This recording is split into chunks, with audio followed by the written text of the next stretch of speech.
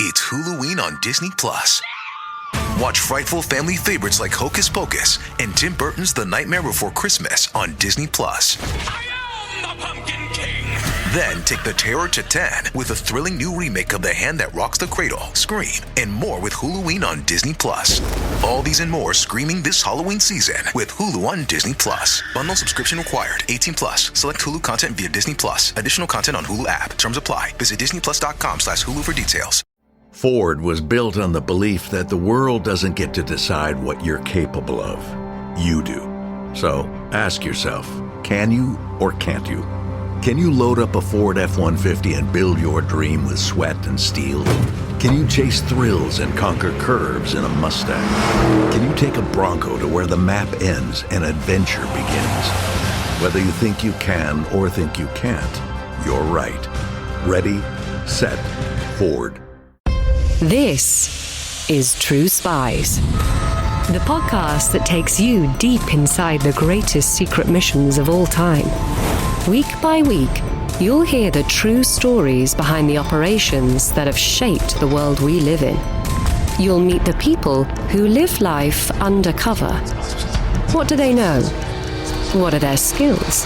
And what would you do in their position?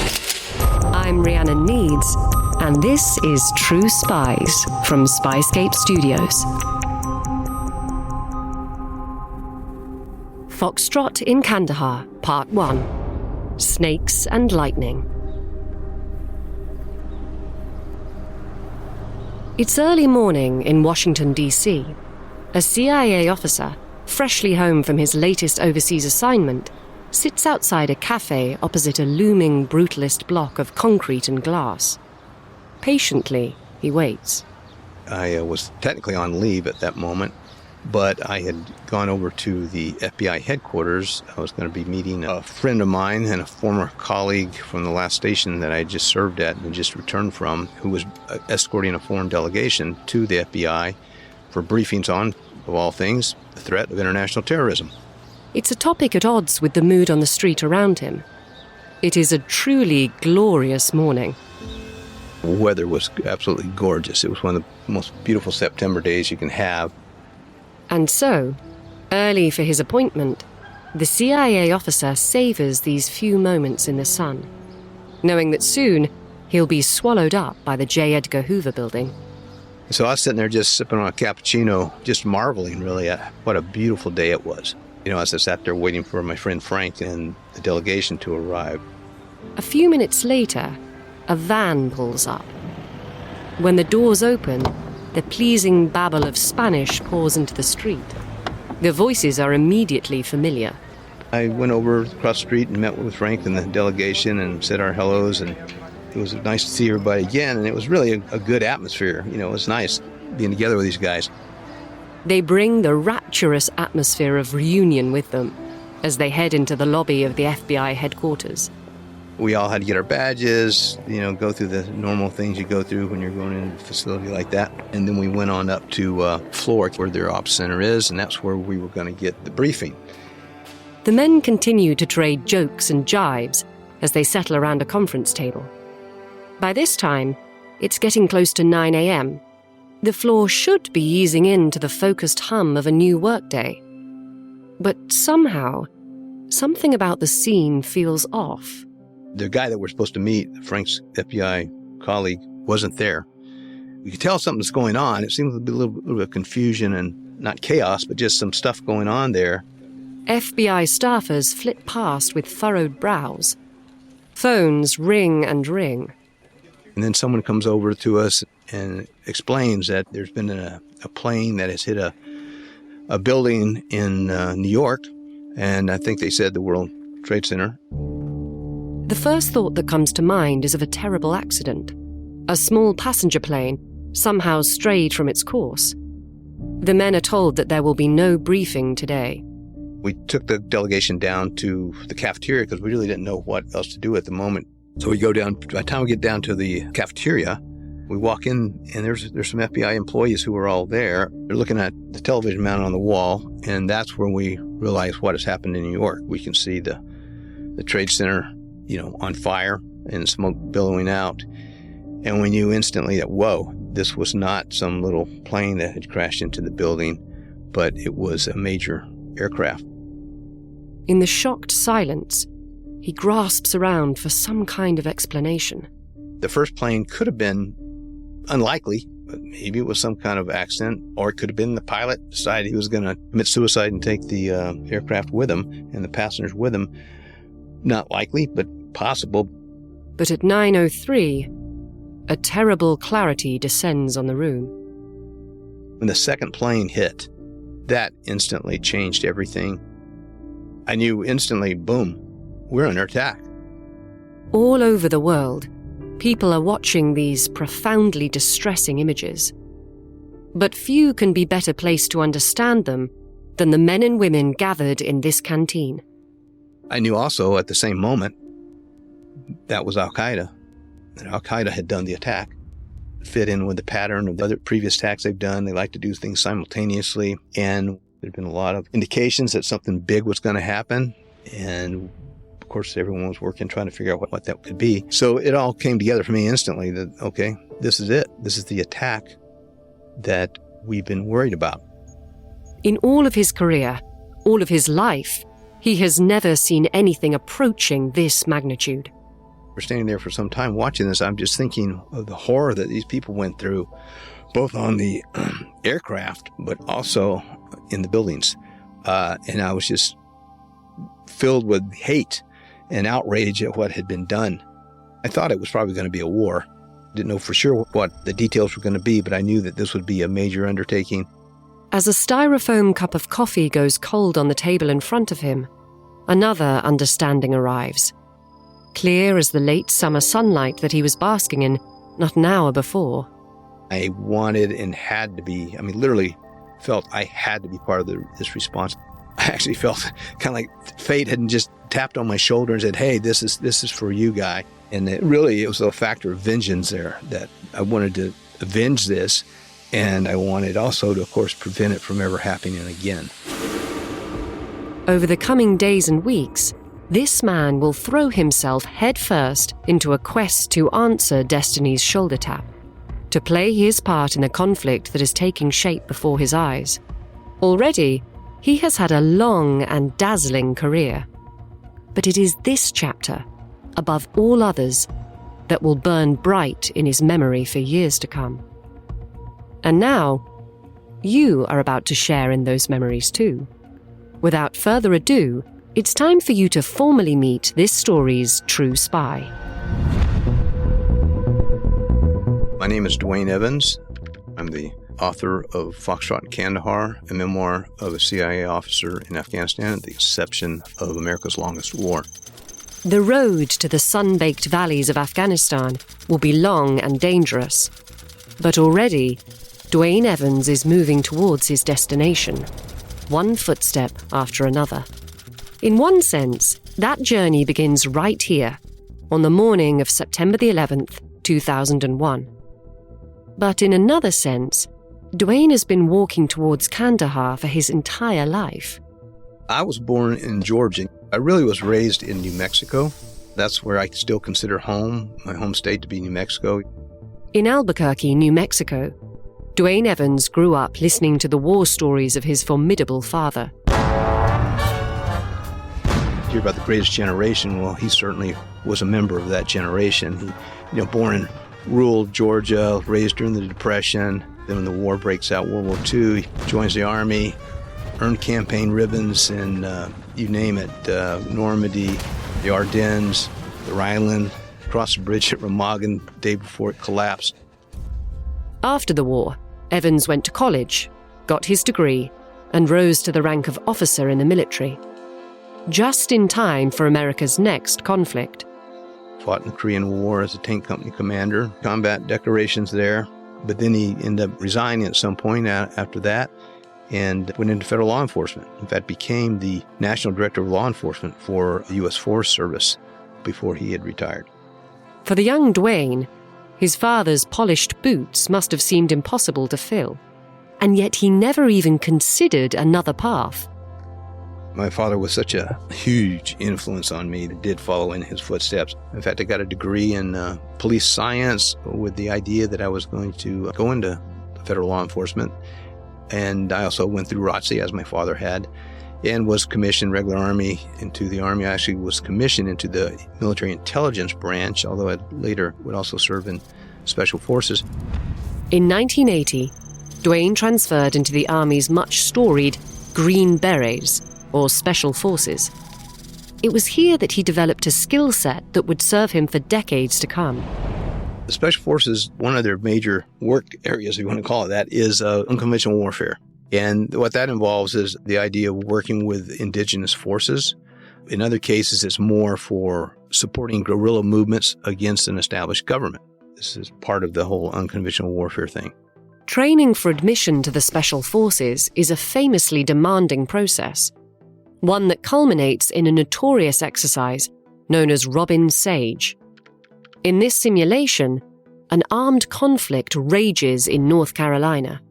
You parachute in, you link up with a guerrilla force, and you organize training for that force. You integrate yourself with them, and you carry out missions. One of the big missions was to attack a bridge, which required a lot of reconnaissance and planning with the guerrilla force that you're working with. And then the final climax of the exercise is the attack on that bridge. As fate would have it, that exercise was the closest Duane would come to active combat during his military career. His 6 years of active duty occurred during peacetime. By the end of his tenure, he was considering his next move.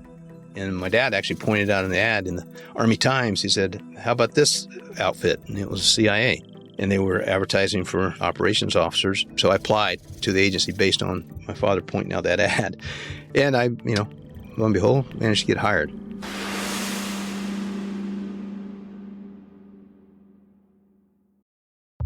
This episode is brought to you by Progressive Insurance. Do you ever find yourself playing the budgeting game? Well, with the Name Your Price tool from Progressive, you can find options that fit your budget and potentially lower your bills. Try it at Progressive.com. Progressive Casualty Insurance Company and Affiliates. Price and coverage match limited by state law. Not available in all states. Hey folks, get ready for a new season of Blowback coming Monday, September 22nd. This time around, we're covering the Cold War showdown in Africa. When apartheid South Africa invades the newly independent nation of Angola, revolutionary Cuba sends its own army to defend its African ally, while the United States backs a warlord whose only goal is power. Subscribe now at blowback.show and get the entire season when it drops, ad-free. Blowback.show. In 1983, Duane Evans began his new career as a recruit of the CIA. If his stint in the Special Forces had given him his foundational education in the art of unconventional warfare, the agency's training program was like finishing school. I won't mention where it is, but you go to the CIA's main training center and you spend quite a few months training to be a case officer or operations officer. And then you may have, from that point, depending on what assignments you're getting, you may have additional training, whether it be language, whether it be some advanced tradecraft training. I was in training mode in one form or another for about 2 years. Of the career that followed that training, Duane Evans can only offer a few tantalizing details. Initially, I was interested in Latin America, and so I actually put in for an assignment in Latin America Division, was assigned to that division. I did a tour there, and I did tours in Europe, I did tours in South Asia. I think I've been to like 60 countries, doing one thing or the other operationally. So it was a great career. By September of 2001, Duane was well into his 40s. He naturally assumed that his most adventurous days were behind him. Retirement was in sight. It wasn't like the next year, but it was, you could see it, Felt like I'd had a good career. The last assignment I'd had just before 9/11 in South America was with the Counter-Terrorist Center. I was actually the chief of station during this assignment. It was a fantastic assignment. But yeah, I was mature in my career, let me put it that way. But as he watched smoke billow from the World Trade Center, From the FBI's canteen, he knew, instinctively, that he would have to take part in the fight that followed. Already, a plan was formulating. I couldn't leave FBI headquarters right away. They had evacuated D.C. in a traffic jam, so I just waited till it kind of cleared out, and Frank took the delegation back to their hotel. And when traffic cleared out, I got in my car and I drove over to CIA headquarters. And I remember crossing the Roosevelt Bridge there in D.C., coming out of D.C., and you could see the smoke arising from the Pentagon. So that really brought it home that, yeah, this is real. We're under attack. When Duane arrived at CIA headquarters, he discovered that it too had been evacuated. But I did find someone at my division that I was assigned to. I let them know, hey, I'm on leave, but I'm ready to come back, ready to do whatever you guys need me to do. In this moment of crisis, Duane felt the pull of responsibility to protect his country. But there was another responsibility, fighting for his consideration. I'm married and I have 2 children, and they were always a big part of my calculus in terms of what assignments could I take and how it would impact on them. As he left the CIA headquarters, his thoughts returned to his family and the mark that this day would leave on them.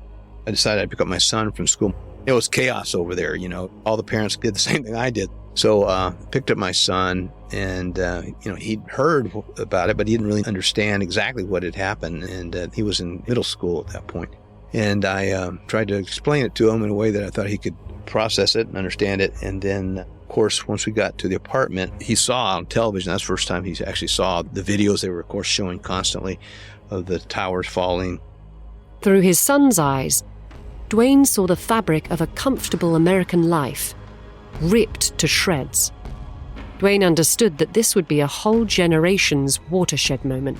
The experience I think of was really my first experience of a shock like this as a young person was 1963, going way, way back when President Kennedy was assassinated. I remember that day. I was in grade school, and I remember the whole event. It was just so shocking, and I really equated it with that kind of an experience for them. 9/11 would be for them what Kennedy's assassination was for me. Duane didn't want to leave his family behind, especially during a moment of such existential crisis. But he knew that if he could play some small part in restoring order to their world, then he had to.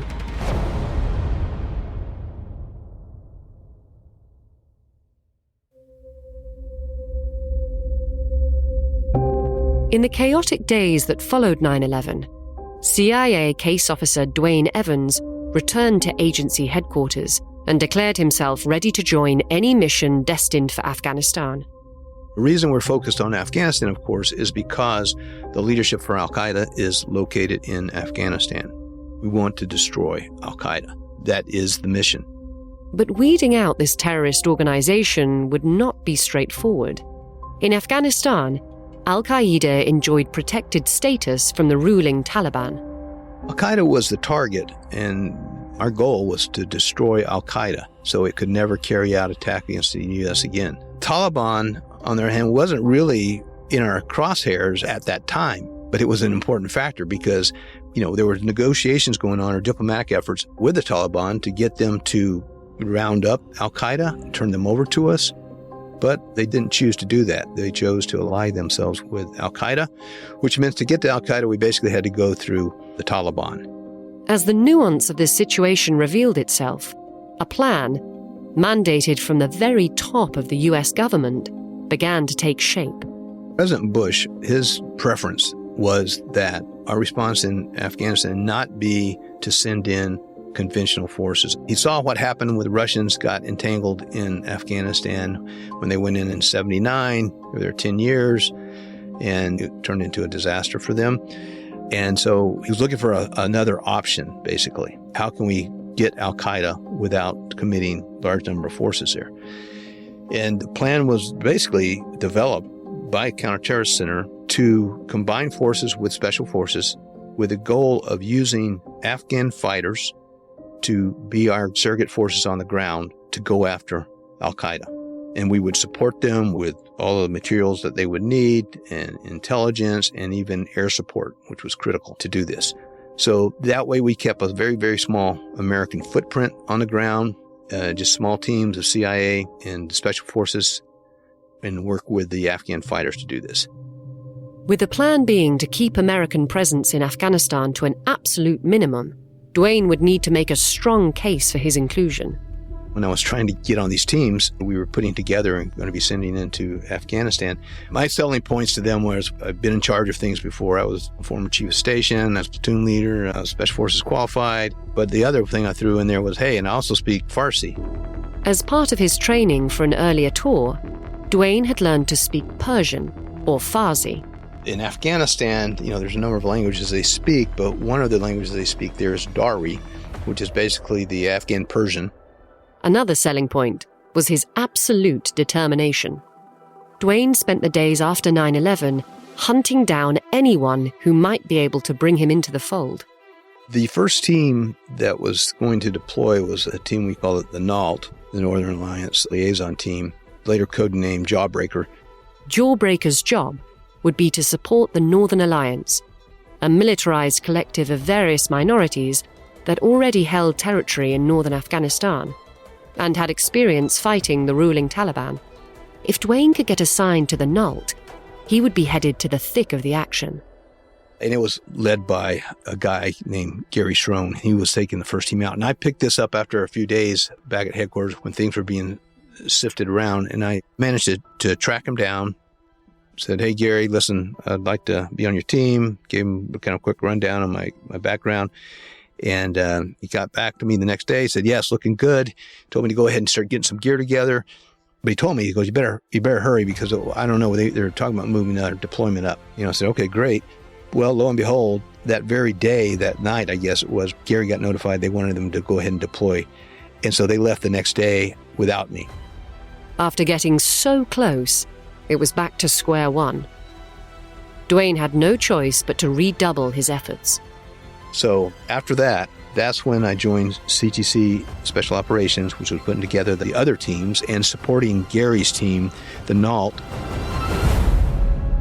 Counter-Terrorist Center Special Operations would be the office responsible for coordinating the effort in Afghanistan, tactically deploying small teams to support local efforts against al-Qaeda and the Taliban. So I joined CTCSO, hoping I'm going to get on one of these other teams. The problem was for me, most of the team was, in most cases, were CIA paramilitary officers. I wasn't a CIA paramilitary officer. Yeah, I had related experience, but that was like almost 20 years in the past from my military time. So I didn't know if I was going to be able to, be one of the ones that got to go. As news of the Northern Alliance's successes in Afghanistan filtered back to headquarters, Duane began to wonder if he would ever get his opportunity to join the fight. And then finally, a break. Myself and a guy, I'll just call him first name Jimmy, who was also a case officer in the agency and who had retired out of the military, retired out of the Army. He was actually Delta Force. Incredible guy. Anyway, he and I got called into the deputy chief for CTC Special Operations, and he sat us down and said, listen, things are looking good here in the north with the NALT, lashed up with the Northern Alliance, but we need to get something going in the south. I want you guys to get out to Pakistan, to Islamabad, and work with the station out there on getting something going in the south. And that was it. As far as mission briefs go, this one was vague, but it was enough. Duane Evans had his ticket to the theatre of war. Over the following days, as he made his hasty preparations for departure, Duane readied himself to say goodbye to his family.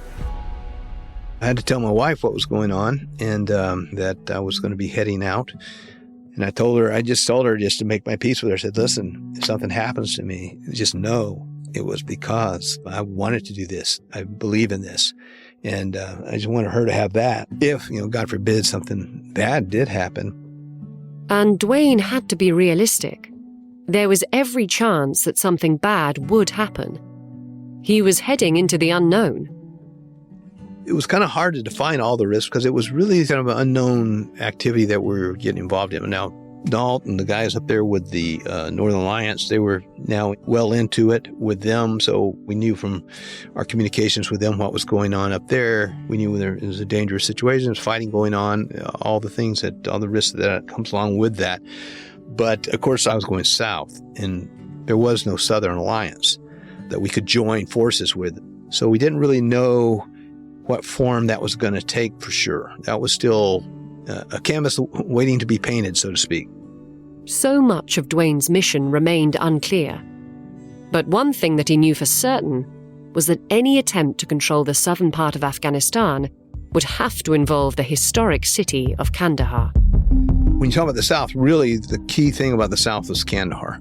And that's because that's basically the birthplace of the Taliban, and also where Al-Qaeda had their big training base. We knew that more people probably as the North went well for us, and especially once they'd captured Kabul, the Taliban and Al-Qaeda would be heading down to Kandahar.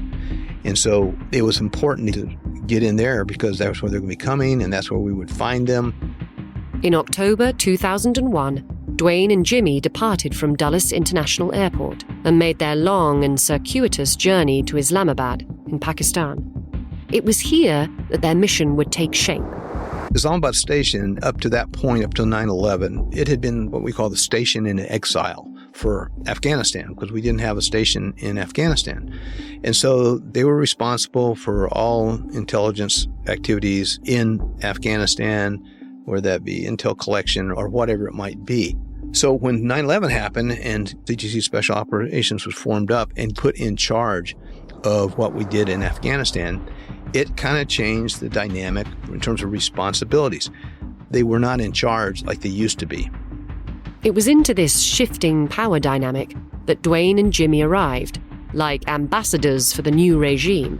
So when myself and Jimmy arrived at station, it became really apparent that we weren't seen as welcome guests, really. The station was hoping to do at the time, basically negotiate with the Taliban. They were already in talks with some senior Taliban officials about abandoning the Al-Qaeda presence in their country and assisting us in getting rid of them. But at headquarters, the analysis was that ain't going to happen. For Duane's first few days in Islamabad, this conflict over the best direction to take raged over his head, until finally, we get word that the decision's been made by headquarters. We want to support Hamid Karzai. Hamid Karzai was a fierce opponent of the Taliban in southern Afghanistan. He also had a strong network of supporters. This made him an ideal candidate for CIA support. He'd already gone into Afghanistan to try to raise a rebellion on his own. He was already in the country. He had been a previous contact of the CIA. Up to that point, it wasn't like he was a new guy unknown. He was well-spoken, well-educated, a respected guy. He understood the situation very well. He'd actually been early on associated with the Taliban for a period of time. They actually had assassinated his father at one point. Anyway, he broke off from his support in the early days for what the Taliban said it was trying to do.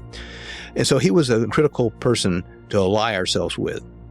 Duane and Jimmy were placed on a new team with that explicit purpose in mind. It was called Echo Team.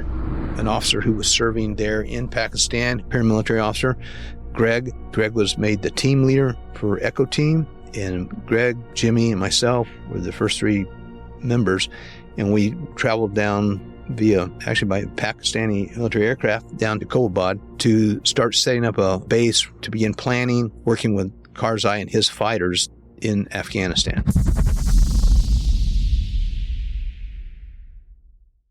Want to learn how you can make smarter decisions with your money? Well, I've got the podcast for you. I'm Sean Piles, and I host NerdWallet's Smart Money Podcast. On our show, we help listeners like you make the most of your finances. I sit down with NerdWallet's team of nerds, personal finance experts in credit cards, banking, investing, and more. We answer your real-world money questions and break down the latest personal finance news. The nerds will give you the clarity you need by cutting through the clutter and misinformation in today's world of personal finance.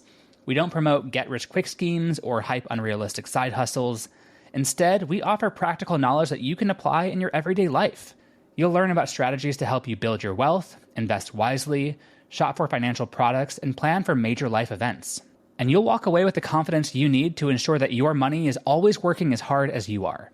So turn to the nerds to answer your real-world money questions and get insights that can help you make the smartest financial decisions for your life. Listen to NerdWallet's Smart Money Podcast wherever you get your podcasts.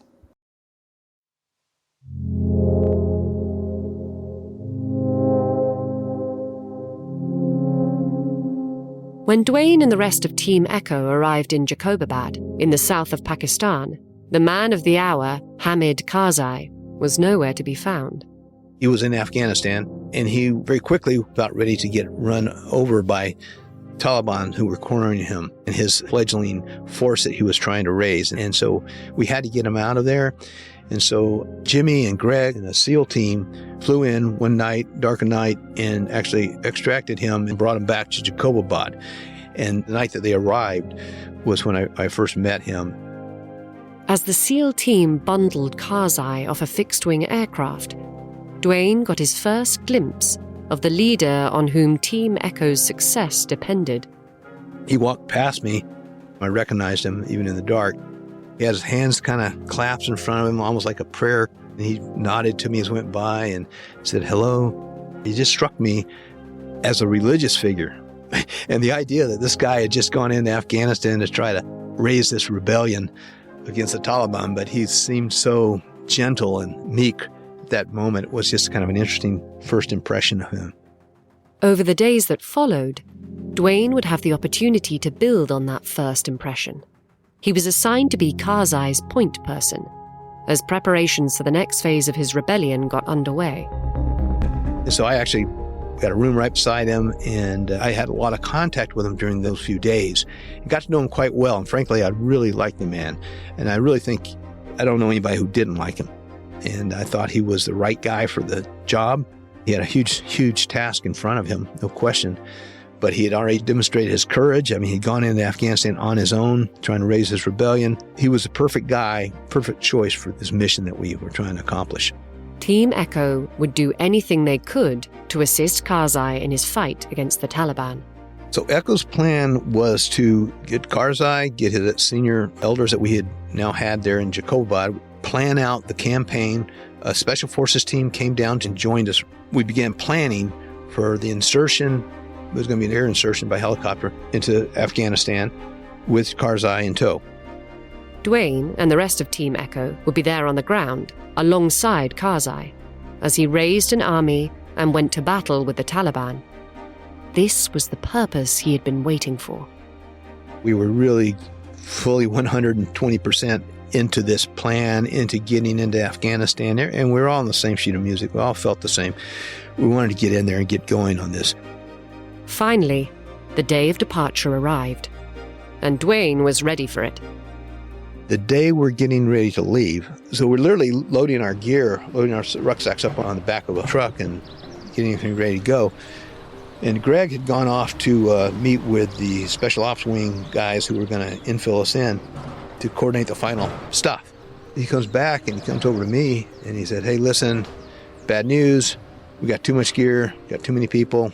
He said, the SF team leader had already designated 2 people he was going to leave behind, and said that I would be Echo Team's stay-behind guy. The news landed in Duane's stomach like a punch. He was devastated.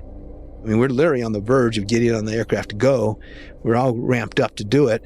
It's like you're getting ready to go in the Super Bowl, and they say, oh, well, you're not going to get to play.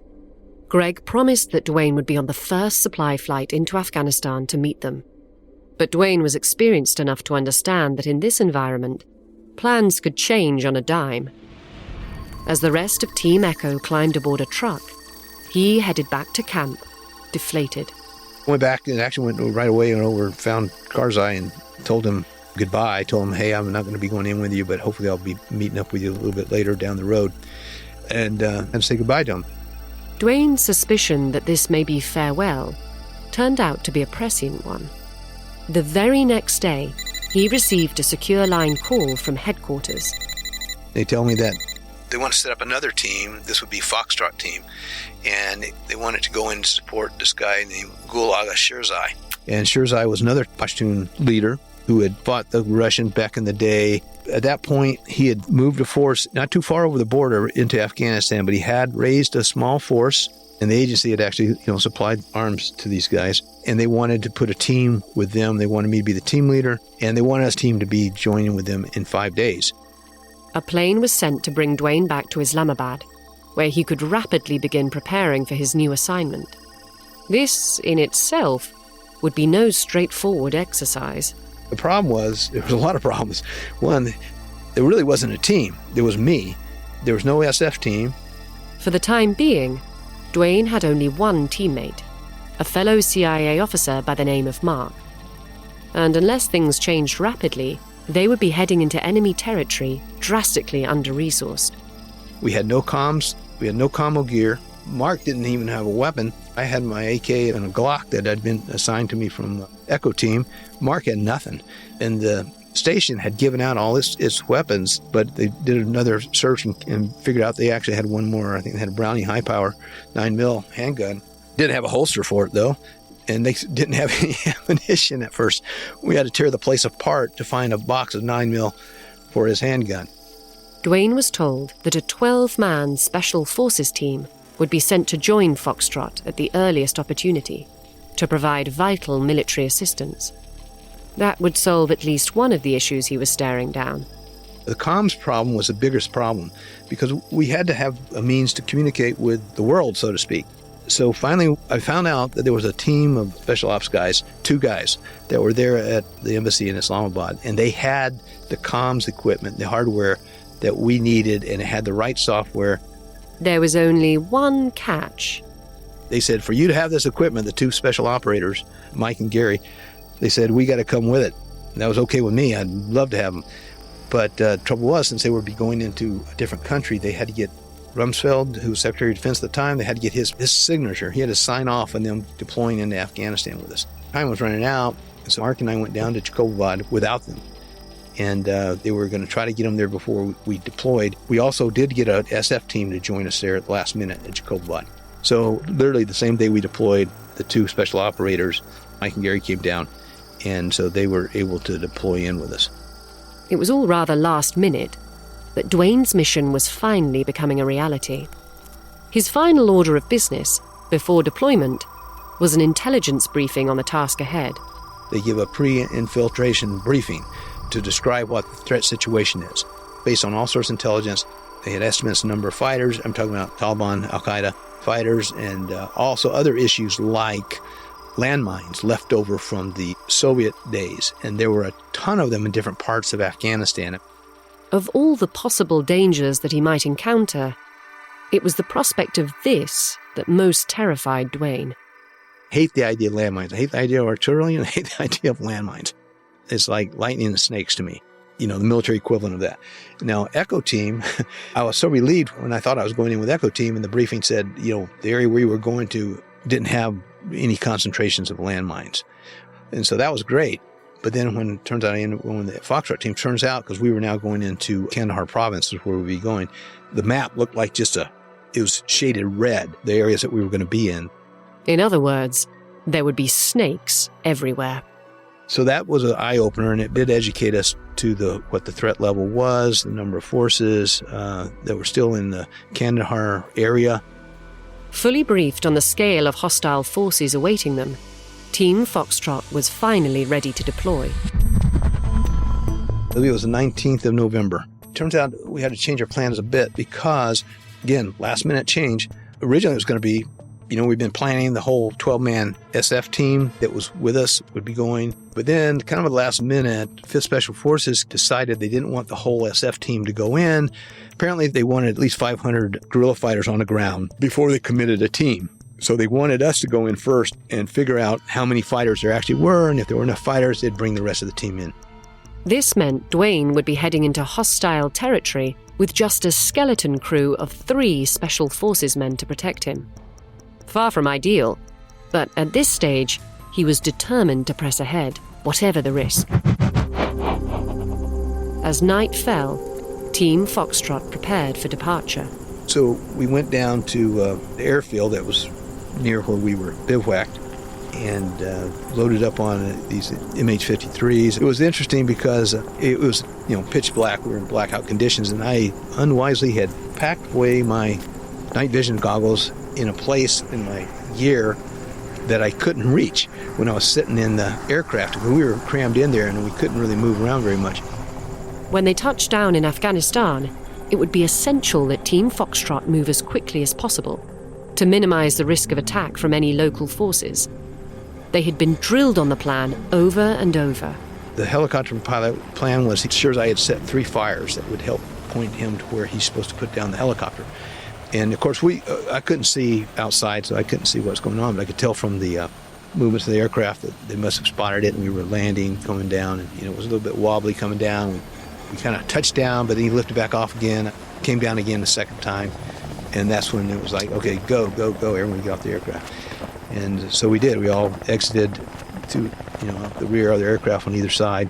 And MH-53 has, it's got one of these tail rotors that's vertical, and it's not very far away when you come out those doors, and all the wind and the sand blowing stuff. You have to be really careful when you step down off that. You don't walk into the rotor. In the pitch black, loaded down with heavy bags of gear and weapons, Duane took his first uncertain steps onto Afghan soil. Stumble away from the aircraft and just basically trip and fall. Just want to get down, and I had such a heavy rucksack, I actually kind of landed on my back. Here I am like a turtle laying upside down, and then I watched the helicopter lift off kind of above me and go off into the distance. It had not been the most graceful entrance, but finally he had arrived. I felt like, at last, I'm here. And I remember when I was on my back and everything got quiet. What amazed me, really, what struck me at that moment, even though it was night, there was a little bit of light, there was a partial moon out, was how much it reminded me of New Mexico. Even amidst the chaos of the landing, Duane Evans allowed himself to savor this echo of home for a few moments. And then it was back to the task at hand. Mike comes over, I'm trying to get up, and one of the special operators with us and helps me stand up. And then we watched and waited, and took a few minutes, but we finally saw the signal we were looking for that indicated it was Shirzai skies. And we started moving toward that and linked up with him. Shirzai's fighters greeted Team Foxtrot and loaded them onto vehicles.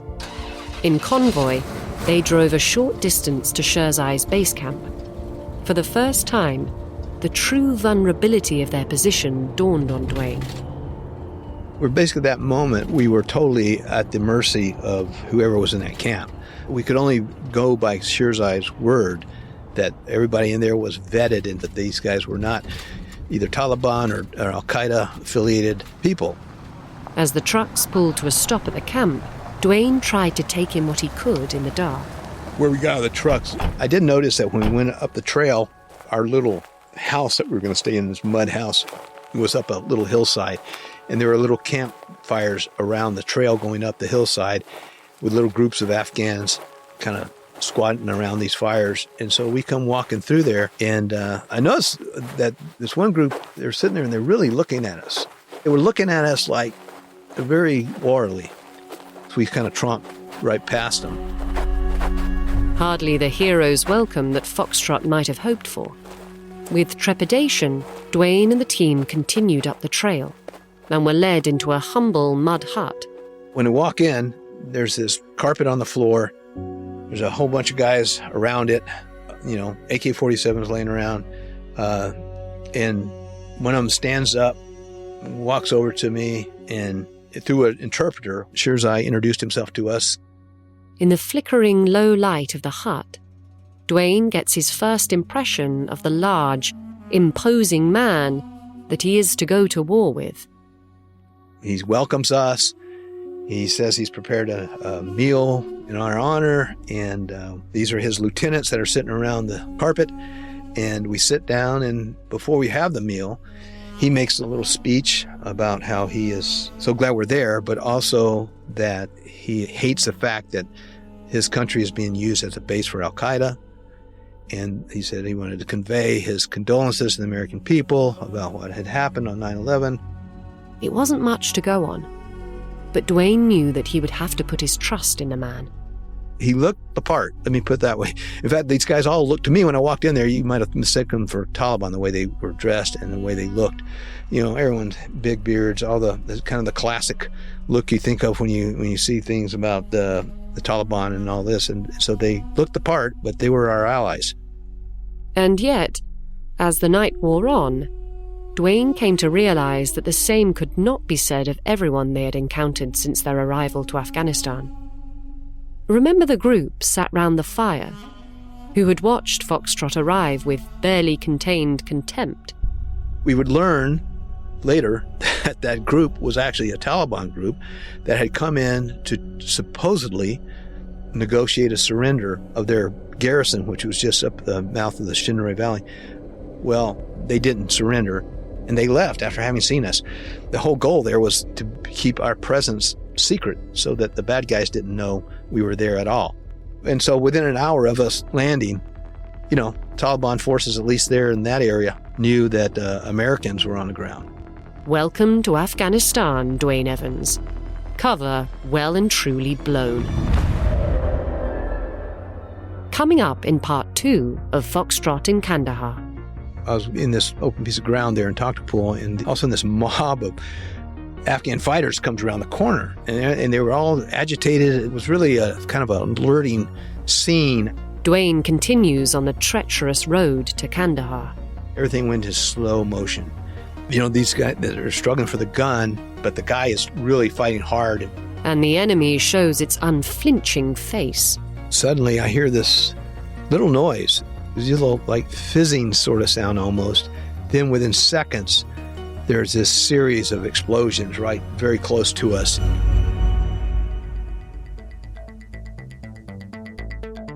That's next time on True Spies.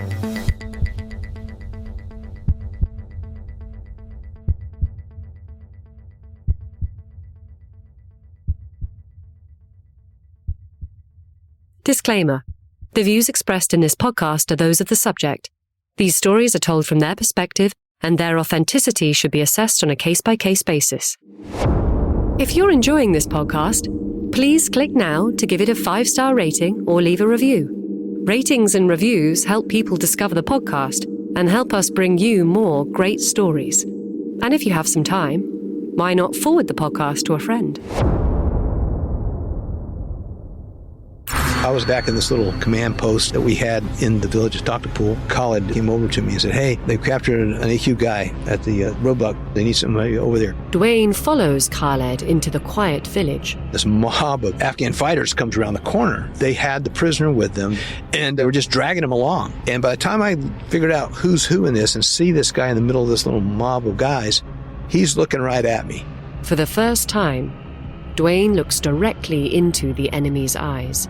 And he immediately reaches down and just tries to yank the AK-47 out of the guy beside him's hands. Instantly, Duane knows that the man intends to kill him. You know, these guys that are struggling for the gun, but the guy is really fighting hard and at one point loses his grip. As he reaches for the gun again, the man's hands close around its barrel.